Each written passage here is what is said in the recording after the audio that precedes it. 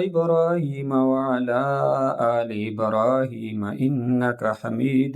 مجيد. اللهم بارك على محمد وعلى آل محمد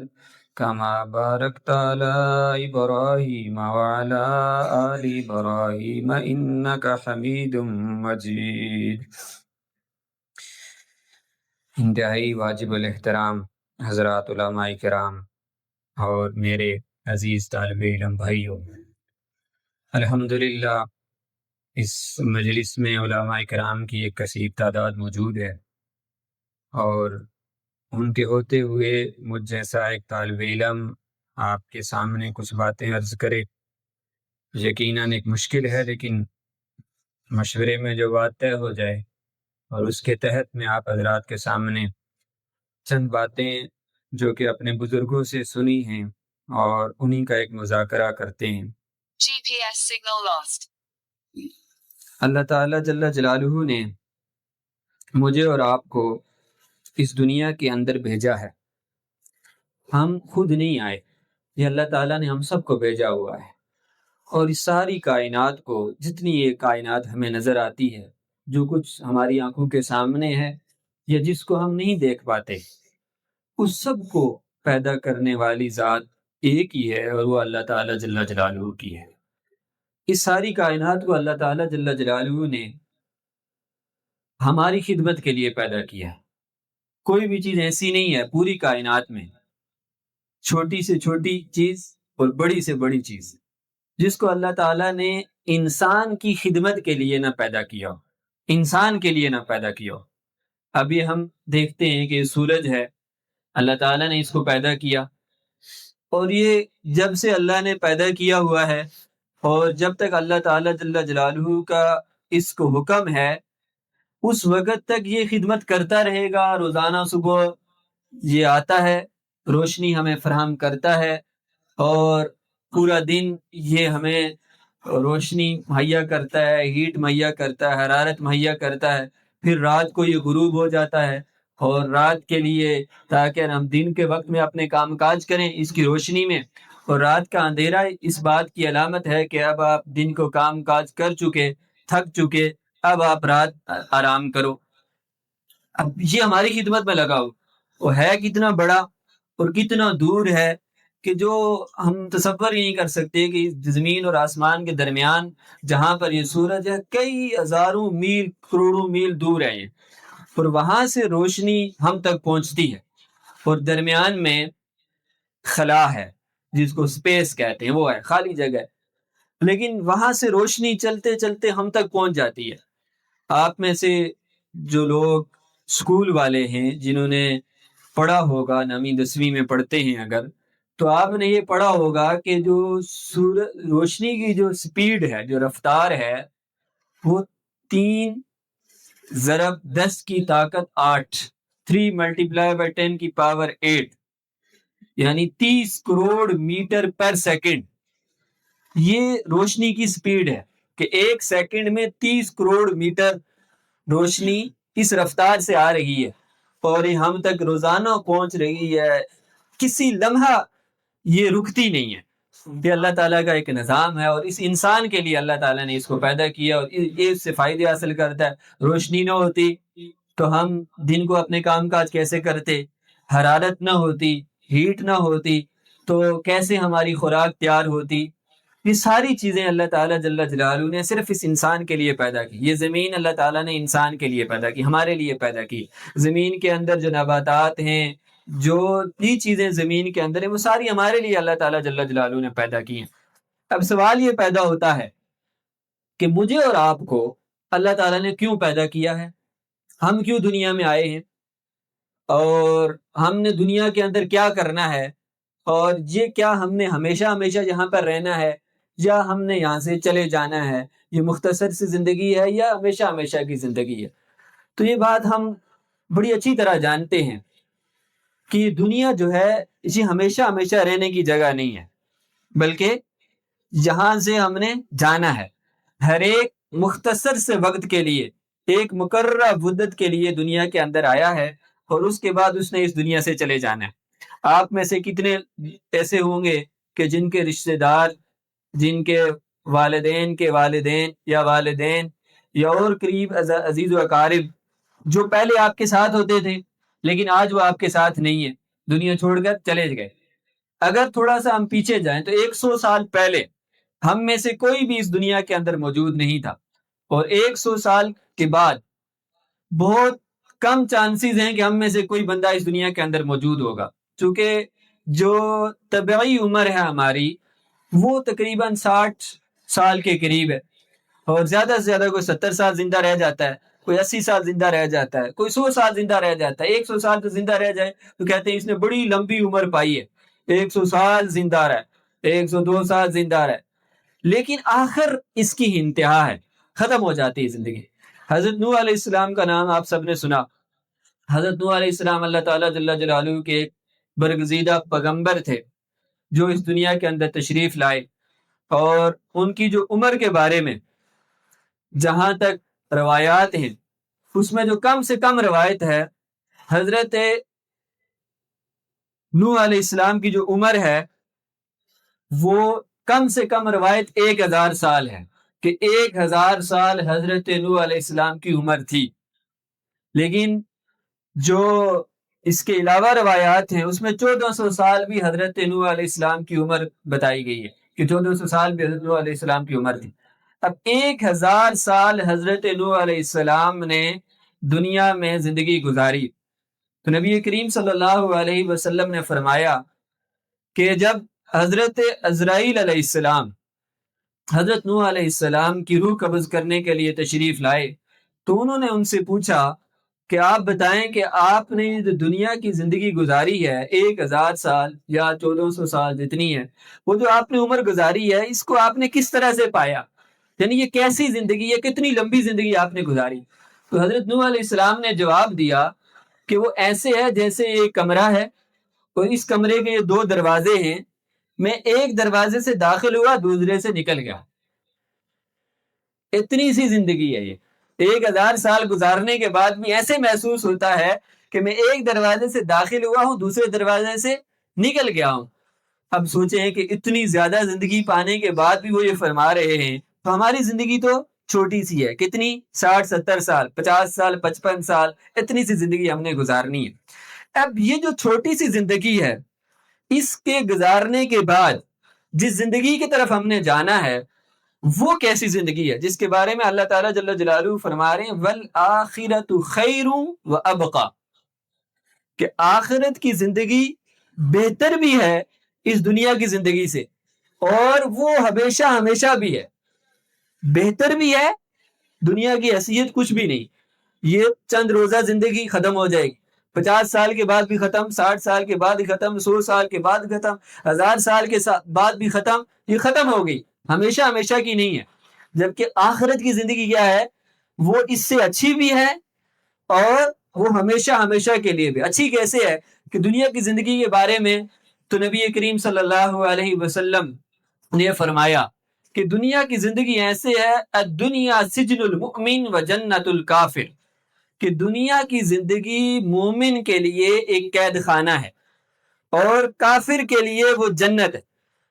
قید خانے سے کیا مراد؟ جیسے قید خانہ ہوتا ہے، کوئی اگر کسی قید خانہ کس کو کہتے ہیں؟ جیل کو کہتے ہیں۔ اگر کوئی جیل میں چلا جائے قید میں ہو تو وہ اپنی مرضی سے زندگی نہیں گزارتا، وہ کس کی مرضی سے گزارتا ہے؟ جس نے اس کو قید کیا ہے، وہ جو جیلر ہوتا ہے اس کی مرضی کے مطابق اس نے زندگی گزارنی ہے۔ وہ اس کو جب کھانا دے گا اس وقت کھانا کھائے گا، وہ اس کا جب دروازہ کھولے گا لاک کھولے گا وہ باہر نکل سکتا ہے، وہ اپنی مرضی سے کچھ بھی نہیں کر سکتا، وہ اس کی مرضی کے مطابق زندگی گزار رہا ہے۔ ایسے ہی میں اور آپ جو اس دنیا کے اندر آئے ہیں، ہم یہاں پر اپنی مرضی سے زندگی گزار نہیں سکتے۔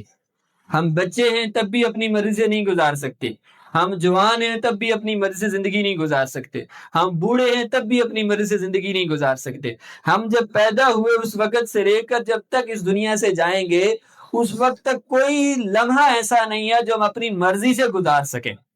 ہم نے کس کی مرضی سے زندگی گزارنی ہے؟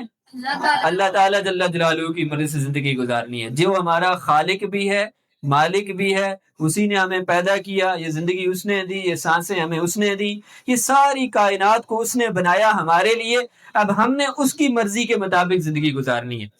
اس کی مرضی کے مطابق زندگی کیسے گزار سکیں گے؟ اس کی مرضی کے مطابق زندگی ایسے گزار سکیں گے جیسے اس کے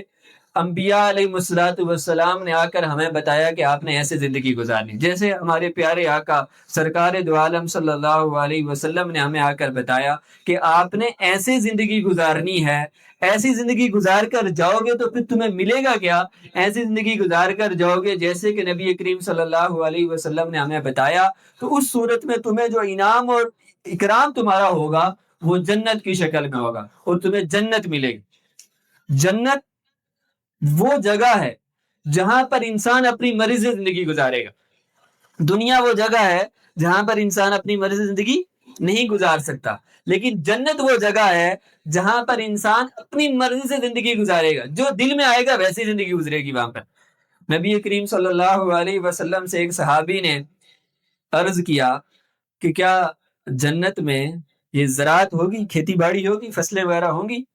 تو آپ صلی اللہ علیہ وسلم نے ارشاد فرمایا کہ جی ہاں بالکل، جیسے آپ خواہش کرو گے، آپ کے دل میں خواہش پیدا ہوگی کہ یا اللہ میں کھیتی باڑی کرنا چاہتا ہوں، یہاں پر فصلیں ہوں، فوراً وہاں پر فصل اگ آئے گی، وہ فصل تیار ہو جائے گی، وہ فصل پک جائے گی، اس کو کاٹ کر آپ کے سامنے وہ آ کر ہو جائے، آپ کی خواہش پیدا ہو دل کے اندر۔ اب دیکھیں جنت وہ جگہ ہے جہاں آپ کی مرضی چلے گی، وہاں پر آپ کی خواہش چلے گی، لیکن وہاں پر جانے کے لیے کیا کرنا ہے وہ ایک سوال ہے کہ ہم وہاں پر کیسے جائیں گے اور اس کے لیے کیا کرنا چاہیے۔ اس کے لیے نبی کریم صلی اللہ علیہ وسلم نے جو کچھ آ کر دنیا کے اندر کیا، جس مقصد کے لیے نبی کریم صلی اللہ علیہ وسلم دنیا میں تشریف لائے، وہ مقصد اللہ تعالیٰ جل جلالہ نے، یہ جو آیت کریمہ میں نے تلاوت کی آپ حضرات کے سامنے، اس میں اللہ تعالیٰ جل جلالہ نے وہ مقصد بیان فرمایا کہ اللہ تعالیٰ نے کیوں اس دنیا میں نبی کریم صلی اللہ علیہ وسلم کو بھیجا، اور ہم جو آئے ہیں، ہم جو کہتے ہیں کہ ہم نبی کریم صلی اللہ علیہ وسلم کی زندگی کے مطابق اپنی زندگی گزار کر جائیں گے تو ہمیں وہ جنت ملے گی جو ہمیشہ ہمیشہ کی جگہ ہے۔ وہ ایسے ہمیشہ ہمیشہ کی جگہ ہے کہ جب جنتی سارے جنت میں چلے جائیں گے، جہنمی سارے جہنم میں چلے جائیں گے، اب اس کے بعد ایک مینڈے کو لایا جائے گا، ایک جانور کو لایا جائے گا، ایک دمبے کو لایا جائے گا، مینڈا دمبا اس کو لایا جائے گا، اور اس کے بعد جنتیوں کو بھی دکھایا جائے گا، جہنمیوں کو بھی دکھایا جائے گا، اور ان کو بتایا جائے گا کہ یہ موت ہے، اور اس موت کو وہاں پر ذبح کر دیا جائے گا۔ اب جب وہ ذبح ہو جائے گی تو حدیث شریف میں آتا ہے کہ اگر کہ کوئی خوشی سے مر جاتا تو وہ جنتی اس خوشی سے مر جاتے کہ اب موت ختم ہو گئی، اب ہم نے ہمیشہ ہمیشہ یہاں رہنا ہے، اگر خوشی سے کوئی مر جاتا۔ اور جہنمی وہ اگر کوئی غم سے مر جاتا تو وہ جہنمی سارے مر جاتے کہ ان کو اتنا غم ہوگا، یعنی وہ ایسی ہمیشہ ہمیشہ کی زندگی ہے جہاں پر تو ختم کرنے والی چیز کیا ہے؟ موت۔ موت آتی ہے تو انسان ختم ہو جاتا ہے، اس کی لذتیں ختم ہو جاتی ہیں، اس کی خواہشات ختم ہو جاتی ہیں، اس کی زندگی ختم ہو جاتی ہے، لیکن وہاں پر موت کو جب ذبح کر دیا جائے گا تو اب تو ختم ہونے کا نظام نہیں ہے، اب ہمیشہ ہمیشہ رہنا ہے، وہاں کی زندگی ختم نہیں ہوگی کبھی بھی، وہ ہمیشہ ہمیشہ کی زندگی ہے۔ لیکن اس ہمیشہ ہمیشہ کی زندگی کے لیے نبی کریم صلی اللہ علیہ وسلم نے دنیا کے اندر تشریف لا کر جو کام کیے، اور ہم جو ابھی دین کی تعلیم حاصل کرنے کے لیے یہاں پر بیٹھے ہیں یا دین کی تعلیم ہم دے رہے ہیں، اگر ہم وہ کام کریں گے، نبی کریم صلی اللہ علیہ وسلم کے کام، جو کام آپ صلی اللہ علیہ وسلم کر کے گئے اور جن کاموں کے لیے نبی کریم صلی اللہ علیہ وسلم تشریف لائے، اگر ہم وہ کام کریں گے تو ہم بھی اس کے مستحق ہوں گے جنت کے۔ وہ کب ہوں گے؟ اللہ تعالیٰ جل جلالہ فرما رہے ہیں لقد من اللہ علی المؤمنین، کہ اللہ تعالیٰ جل جلالہ کا احسان ہے کہ اللہ تعالیٰ نے ایمان والوں پر احسان فرمایا۔ یہاں آپ قرآن پاک پڑھتے ہیں آپ سب، اور پڑھانے والے اساتذہ کرام ہیں، آپ نے پڑھا پورے قرآن پاک میں اللہ تعالیٰ نے انسان کو بہت ساری نعمتیں اس کو عطا فرمائی اور ان کا تذکرہ فرمایا، لیکن اللہ تعالیٰ نے کسی نعمت کے بارے میں یہ من کا لفظ استعمال نہیں فرمایا، مننا کا لفظ استعمال نہیں فرمایا۔ مننا کا مطلب ہوتا ہے احسان کرنا، کسی کے اوپر احسان کرنا، تو اللہ تعالیٰ نے احسان جتلایا ہے یہاں پر ہمارے اوپر احسان جتلایا کہ اللہ تعالیٰ کا احسان ہے تمہارے اوپر کہ تمہیں تمہارے اندر سے نبی کریم صلی اللہ علیہ وسلم کو بھیجا. یعنی اس کے بارے میں صحیح احادیث میں ہے, صحاح ستہ کی احادیث میں ہے کہ پہلے انبیاء علیہ السلام یہ خواہش فرماتے, انہوں نے خواہش فرمائی, تمنا فرمائی کہ ہم اس امت میں سے آ جائیں. تو اس لیے اللہ تعالیٰ, ہم میں سے کسی نے تو خواہش نہیں کی, ہم نے سے تمنا نہیں کی, اس کے باوجود اللہ تعالیٰ جل جلالہ نے ہمیں نبی کریم صلی اللہ علیہ وسلم کی امت میں پیدا فرما کر اس لیے فرمایا لقد من اللہ علی المؤمنین, کہ ایمان والوں کے اوپر اللہ تعالیٰ کا احسان ہے کہ اللہ تعالیٰ نے کیا کیا, اذ بعث فیہم رسولا, کہ آپ میں سے ہی ایک رسول آپ کے پاس بھیجا ہے. ان کا کام کیا ہے, یتلو علیہم آیاتہ, پہلا کام وہ کرتے ہیں کہ قرآن پاک کی آیات کی تلاوت کرتے ہیں. یہ تلاوت, یہ جو آپ قرآن پڑھ رہے ہیں, قرآن پاک کا درست پڑھنا, تلفظ کے ساتھ پڑھنا. ابھی بچہ تلاوت کر رہا تھا, صحیح تلفظ کے ساتھ اس کو ادا کر رہا تھا, مختلف قراتوں کے اندر اس کی تلاوت کر رہا تھا. اب اس کا درست پڑھنا, یہ نبی کریم صلی اللہ علیہ وسلم صحابہ اکرام کو یہ سکھاتے تھے کہ آپ نے قرآن کو درست کیسے پڑھنا. حالانکہ صحابہ اکرام تو سارے عربی جانتے تھے, عرب تھے, عربی جانتے تھے, لیکن آپ صلی اللہ علیہ وسلم کی ذمہ داریوں میں سے ایک ذمہ داری یہ تھی یتلو علیہم آیات ہی, کہ قرآن پاک کی آیات کی تلاوت کریں, ان کو پڑھائیں, بغیر سمجھے ہوئے بھی اس کو پڑھنا. یہ تلاوت کے اندر داخل ہے کہ آپ اس کی تلاوت کر رہے ہیں, اس کو پڑھتے جا رہے ہیں. اس لیے یہ جو کام آپ کر رہے ہیں, یہ کام کس کا ہے, کہ نبی کریم صلی اللہ علیہ وسلم کا کام ہے. اس پر ہمیں اللہ تعالیٰ کا شکر ادا کرنا چاہیے, اور ہمیں جب ہم کسی چیز کا شکر ادا کرتے ہیں اللہ تعالیٰ اس نعمت کو بڑھاتے ہیں. جو قرآن پڑھاتے ہیں ان کو بھی اللہ تعالیٰ کا شکر ادا کرنا چاہیے کہ اللہ تعالیٰ نے کسی اور کام کے اوپر نہیں لگایا ہوا. اب اللہ تعالیٰ کی مرضی تھی. اب دیکھیں ہم میں سے کتنے لوگ ہوتے ہیں اور کسی کو اللہ تعالیٰ نے قرآن کی آیات کی تلاوت کے اوپر لگایا ہے, اس کو پڑھنے کے اوپر لگایا ہے, اس کو پڑھانے کے اوپر لگایا ہے, اور اس کے الفاظ کو درست کرنے کے اوپر لگایا ہے. کسی کو کھدائی کرنے کے اوپر لگایا ہوا ہے کہ نہیں. ہم کمرے کے اندر بیٹھے ہیں, پنکھے کے نیچے بیٹھے ہیں, اور بیٹھ کر ہم تلاوت قرآن کر رہے ہیں, جس کے ایک ایک حرف کے اوپر ہمیں نیکی مل رہی ہے. اور آپ صلی اللہ علیہ وسلم نے فرمایا الف لام میم, یہ ایک حرف نہیں ہے, یہ ایک حرف نہیں کہ الف الگ حرف ہے, لام الگ حرف ہے, میم الگ حرف ہے, ہر حرف کے اوپر نیکی ہے. اب کوئی لوگ وہ ہیں آپ کی عمر کے بچے ہیں جو تلاوت قرآن پاک کے اوپر نہیں لگے ہوئے, وہ کسی میکینک کے پاس موٹر سائیکل کے ٹائر کو کھول رہے ہیں, کوئی نٹ کھول رہا ہے,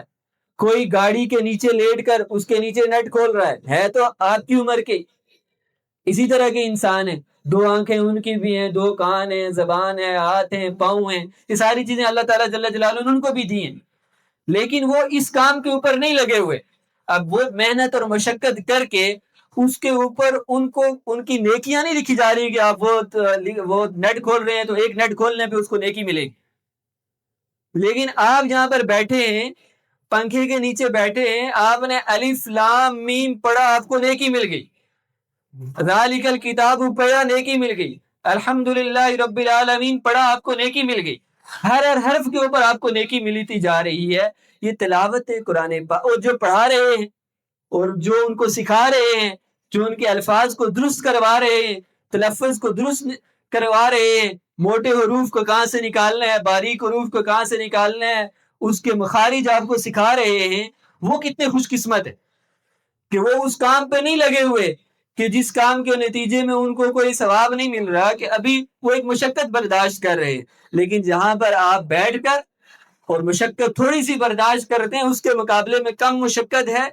اور اللہ تعالیٰ کے ہاں اس کا اجر بہت زیادہ ہے. یہ کام تھا نبی کریم صلی اللہ علیہ وسلم کا, اور وہی کام آپ اور میں کر رہے ہیں. اب ہم اس کام کو نبی کریم صلی اللہ علیہ وسلم نے جس طرح سے کیا, جس اخلاص کے ساتھ کیا, ہم اگر اس طرح سے نہیں کریں گے, ہم یہ کام دکھلاوے کے لیے کر لیں, ریاکاری کے لیے کر لیں, ہم کہیں گے نہیں ہم اس لیے پڑھ رہے ہیں, میں حافظ قرآن اس لیے بن رہا ہوں کہ لوگ مجھے کہیں گے حافظ صاحب جا رہے ہیں, میں قرآن اس لیے سیکھ رہا ہوں, لوگ کہیں گے کہ بڑا اچھا قرآن پڑھ رہا ہے, بس اس کی واہ واہ ہو جائے، اس کے لیے میں پڑھ رہا ہوں، اس کے لیے میں پڑھا رہا ہوں، تو یہ ناکامی ہے، اس کا فائدہ نہیں ہے۔ اگر کوئی اس کے لیے پڑھے گا، اس کے لیے پڑھائے گا، تو اس کا ٹھکانہ جنت نہیں ہے، اس کا ٹھکانہ پھر جہنم ہے۔ چونکہ نبی کریم صلی اللہ علیہ وسلم نے فرمایا کل قیامت کے دن جن لوگوں کو جہنم میں بھیجا جائے گا، اس میں ایک عالم کو، ایک قاری کو، ایک حافظ کو، اس کو بلایا جائے گا اور اس سے پوچھا جائے گا کہ آپ مجھے یہ بتائیں۔ اللہ تعالیٰ اس سے پوچھیں گے کہ آپ کیا کر کے آئے ہو دنیا میں رہ کر آپ نے کیا کام کیا؟ وہ کہے گا کہ اے اللہ تعالیٰ جل جلالہ، آپ نے مجھے علم دیا، آپ نے مجھے حافظ بنایا، آپ نے مجھے قاری بنایا، میں نے ساری زندگی آپ کے قرآن کی تلاوت کی، لوگوں کو تلاوت سنائی، ان بچوں کو پڑھایا، اور میں نے لوگوں کو قرآن سنایا، تراویح پڑھائی، فلاں فلاں کام کیے۔ تو اللہ تعالیٰ جل جلالہ فرمائیں گے کہ یہ سارا کچھ تو نے تو اس لیے کیا کہ لوگوں کے ہاں تمہاری واہ واہ ہو جائے، لوگ تمہیں کہیں کہ بڑے اچھے عالم ہیں، بڑے اچھے قاری ہیں، بڑے اچھے حافظ ہیں۔ وہ ساری واہ واہ دنیا کے اندر ہو گئی تمہارے لیے، تم نے میرے لیے کچھ نہیں کیا، لہٰذا اس کے لیے حکم ہوگا کہ اس کو اوندا منہ جہنم کے اندر ڈال دیا جائے، فرشتے گھسیٹ کر اس کو لے کر جہنم کے اندر ڈال دیں گے۔ اب یتلو علیہم آیاتی، تلاوت قرآن کر رہا تھا، نیک کام کر رہا تھا، لیکن نیت درست نہیں تھی۔ تو اس لیے ہم سب سے پہلے کام، یہ جو دینی تعلیم حاصل کریں یا کوئی بھی کام کریں، اپنی نیت کو درست کریں کہ ہم یہ کام کس کے لیے کر رہے ہیں؟ اللہ تعالیٰ جل جلالہ کے لیے، اس کو راضی کرنے کے لیے، اس کی خوشنودی کے لیے ہم کر رہے ہیں، اس کے علاوہ ہمارا کوئی اور مقصد نہیں ہے۔ تو نبی کریم صلی اللہ علیہ وسلم کا پہلا کام تھا یتلو علیہم آیاتی۔ اب یہ جو دوسرا کام تھا وَيُزَكِّيهِمْ، یہ نبی کریم صلی اللہ علیہ وسلم کا دوسرا کام۔ یزکی کا کیا، یزکی کا مطلب ہوتا ہے، یہ تزکیہ سے نکلا ہے۔ تزکیہ کا مطلب یہ ہوتا ہے آسان سے آسان الفاظ میں برے عقائد، برے خیالات، برے جذبات، برے اخلاق، ان کو دل سے نکال دینا، اس کی جگہ پر اچھے عقائد، درست جذبات، درست خیالات اور درست اخلاق کو اپنے اندر پیدا کرنا، اس کا نام ہے تزکیہ۔ نبی کریم صلی اللہ علیہ وسلم یہ کام کرتے تھے۔ اب اگر کسی کا عقیدہ ہی درست نہیں ہے،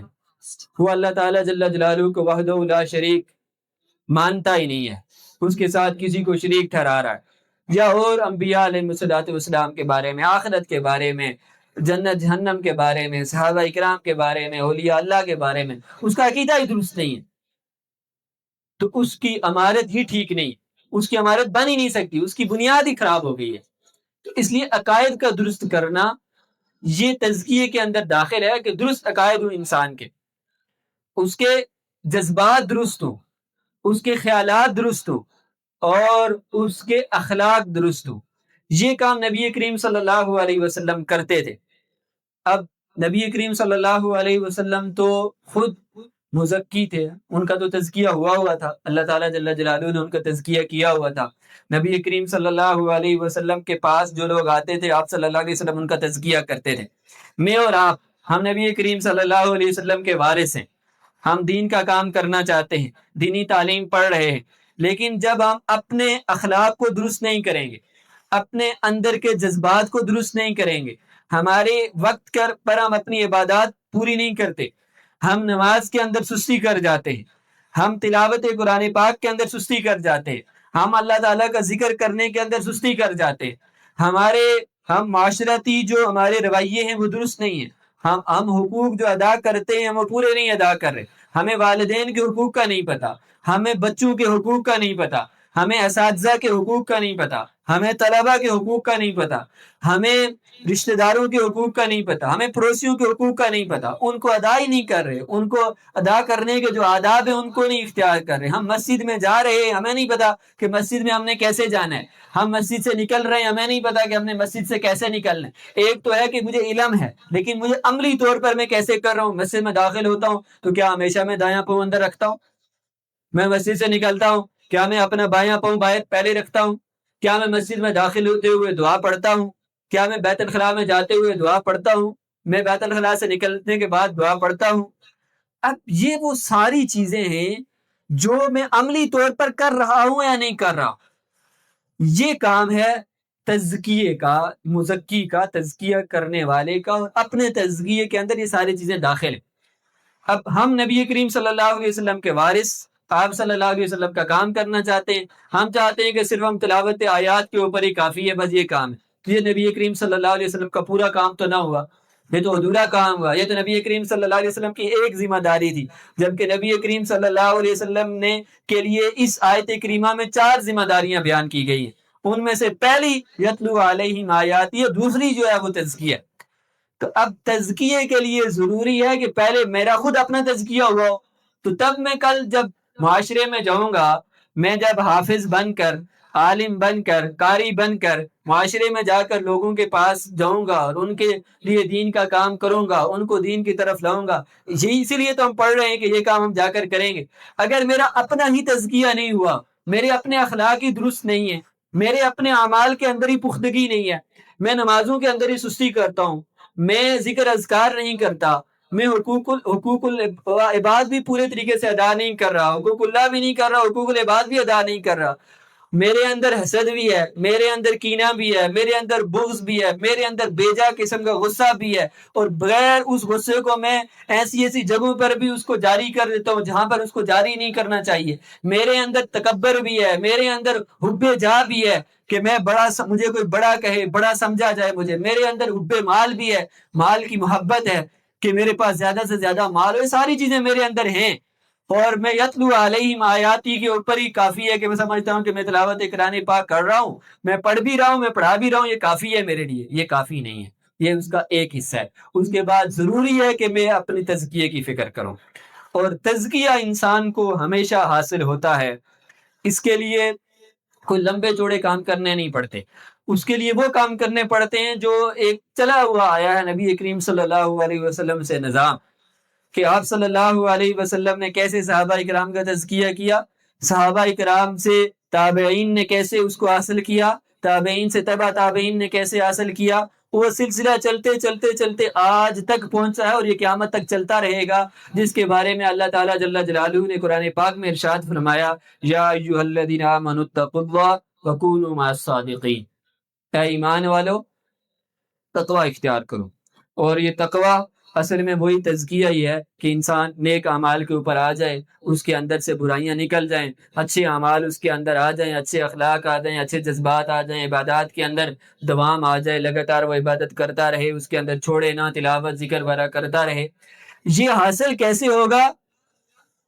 سچے لوگوں کے ساتھ رہنے سے حاصل ہوگا، نیک لوگوں کے ساتھ رہنے سے حاصل ہوگا. نیک لوگ کون ہوتے ہیں؟ نیک وہ ہوتا ہے جس کو دیکھ کر آپ کو اللہ تعالیٰ جل جلالہ یاد آ جائے، اس کو نیک کہتے ہیں، اس کو سچا بندہ کہتے ہیں. جس کو دیکھ کر آپ کو آخرت یاد آ جائے، جس کے ساتھ بیٹھ کر آپ کو آخرت یاد آ جائے، جو نبی کریم صلی اللہ علیہ وسلم کی سنت کے مطابق زندگی گزار رہا ہو، وہ نیک بندہ ہے، وہ اللہ والا ہے، وہ سچا ہے. بس اس کے ساتھ ہم اپنے آپ کو جوڑ دیں گے تو ہمارا تزکیہ ہونا شروع ہو جائے گا. اور یہ کام، یہ ہماری ذمہ داری سب سے زیادہ ہے. جو دینی تعلیم حاصل کرتے ہیں یا دینی تعلیم پڑھاتے ہیں، ان کی ذمہ داری سب سے زیادہ ہے. اس کی وجہ یہ ہے کہ اگر ہم خود، ہمارا تزکیہ نہیں ہوا ہوگا تو ہم دوسروں کو کس طرح سے ان کے اخلاق کو درست کریں گے، ہم کس طرح سے ان کے معاملات کو درست کریں گے، ہم کس طرح سے ان کو کہیں گے کہ آپ حقوق ادا کریں. ہم کیسے یہ کر سکتے ہیں؟ اس کے لیے تو عملی طور پر اس کی پریکٹس ضروری ہے کہ ہم ان کے سامنے اپنے آپ کو پیش کر سکیں. تو اس کے لیے ضروری ہے کہ ہم اپنے آپ کو کسی نیک اللہ والے کے ساتھ جوڑ دیں. خاص کر کے جو آپ میں سے بڑے طلباء ہیں، جو ابھی شاید اولا میں پڑھتے ہیں، یا جو اساتذہ کرام ہیں، ان سے بھی میری یہ گزارش ہے کہ آپ اپنے آپ کو کسی اللہ والے کے حوالے کر دیں،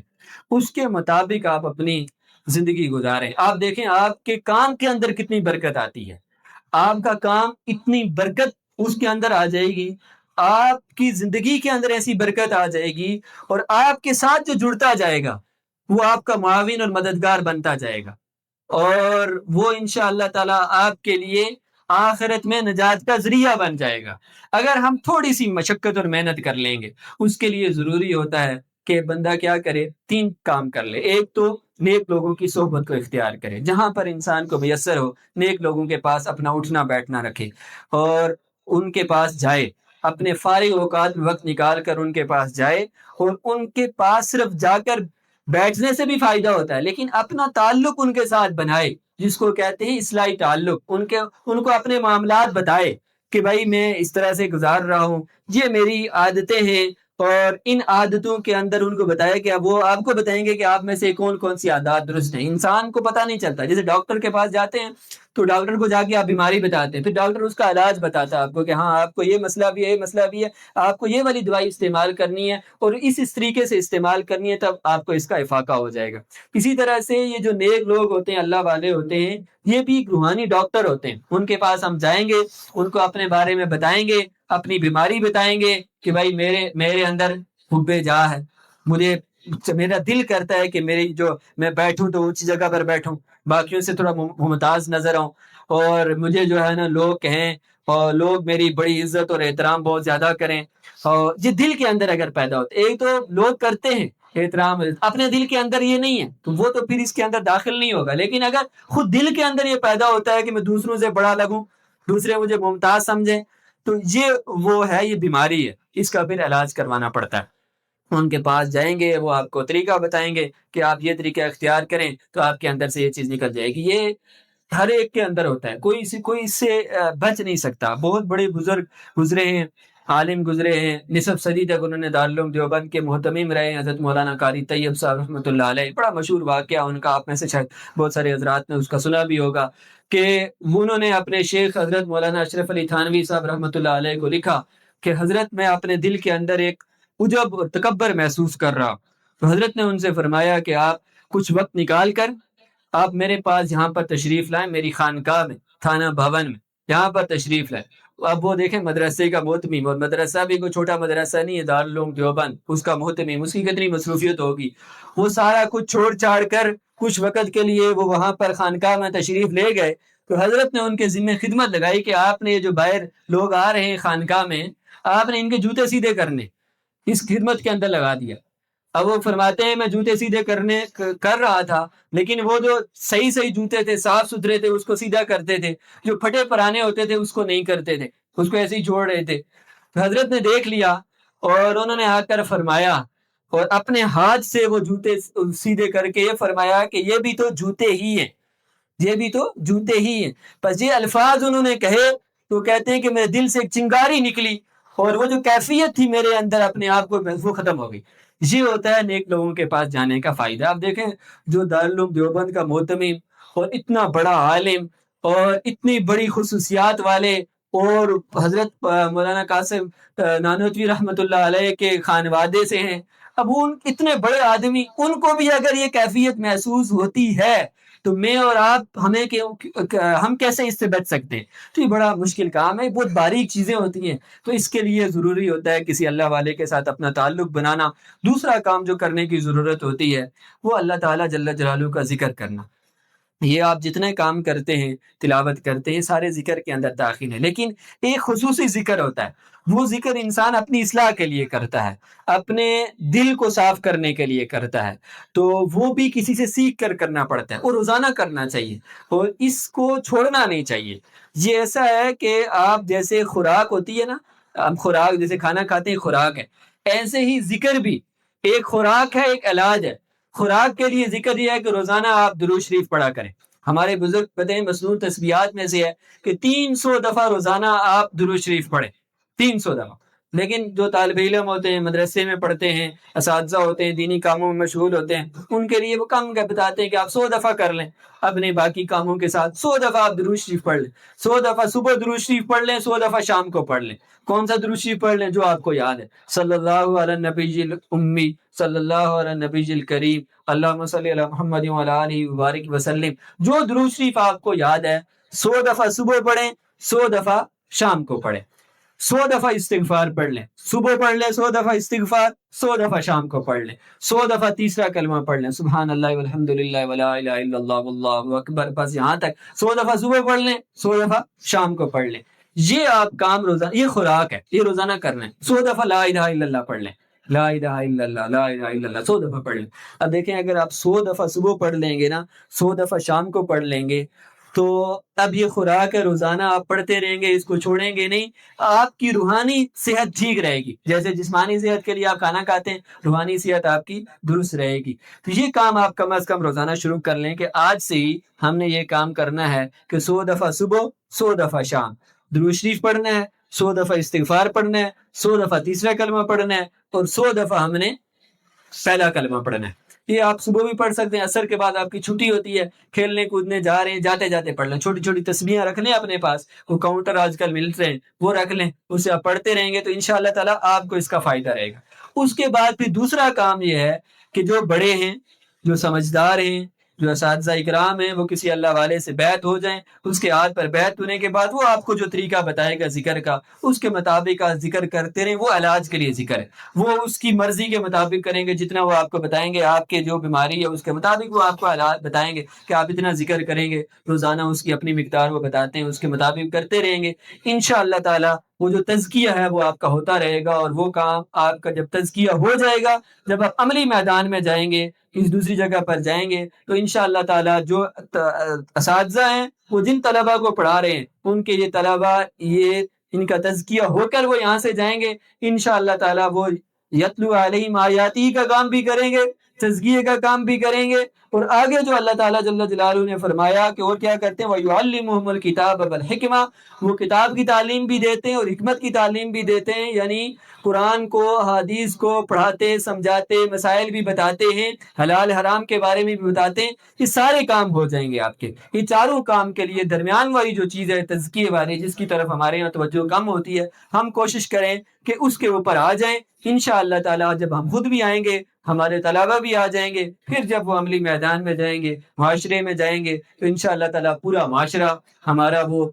درست ہو جائے گا، اور جب معاشرہ درست ہو جائے گا پھر مسلمانوں کو عروج ملے گا۔ اور آج مسلمان تعداد میں زیادہ ہونے کے باوجود وہ زوال کا شکار ہیں، دوسری اقوام ان کے اوپر آئی ہوئی ہیں، جبکہ مسلمان جو ہے وہ ذلت کی زندگی گزار رہے ہیں۔ اس کی وجہ یہ ہے کہ تعداد زیادہ ہونے کے باوجود وہ جو کام تھا پورے دین پر اوپر چلنے کا وہ چھوڑ دیا۔ جب ہم پورے دین کے اوپر چلیں گے، پورے دین کے اندر یہ ساری چیزیں داخل ہیں، اس کے اوپر چلیں گے، تو انشاءاللہ تعالی ہماری زندگی بھی بدل جائے گی، ہماری معاشرتی زندگی بھی بدل جائے گی، پورا معاشرہ صحیح ہو جائے گا، اور وہ پھر پوری دنیا میں انشاءاللہ تعالی مسلمانوں کا عروج شروع ہو جائے گا، زوال ختم ہو جائے گا۔ اللہ تعالیٰ جل جلالہ مجھے بھی اس پہ عمل کی توفیق عطا فرمائے، اور ہم سب کو آئندہ اس کے اوپر عمل کی توفیق نصیب فرمائے، اور ہم سب کی اصلاح فرمائے، نیک کاموں کے اوپر ہمیں مزید بڑھ چڑھ کر حصہ لینے کی توفیق عطا فرمائے۔